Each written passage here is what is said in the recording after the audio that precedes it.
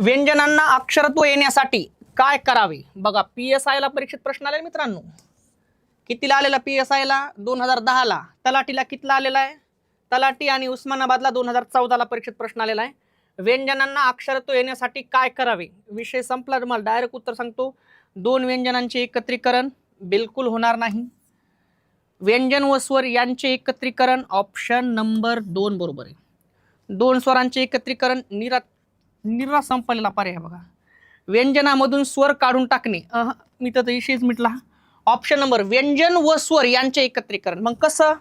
व्यंजनांना अक्षरत्व येण्यासाठी काय करावे म्हणून. मग बघा, आता मी जर तुम्हाला म्हणलं म कोण आहे?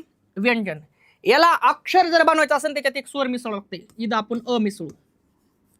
जर म मध्ये जर तुम्ही अ मिसळला तर बरोबर काय होतंय?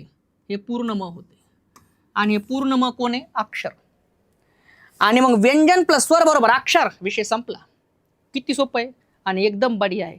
याला लागतंय बारकावा अभ्यास. मुलांना अजून वर्णमाला समजली नाही बऱ्याच जणांना. काही जण म्हणते सर वर्णमालामध्ये त्र दिसणं. अरे त्र जोड अक्षर आहे भावा. कळलं का? असे भरपूर काही कन्सेप्ट आहेत ते आपल्याला क्लिअर करावं लागतात. आणि मग व्यंजन प्लस स्वर बरोबर अक्षर. मग व्यंजन व स्वर यांचे एकत्रीकरण. व्यंजन व स्वर यांचे एकत्रीकरण बरोबर अक्षर. Option number 2.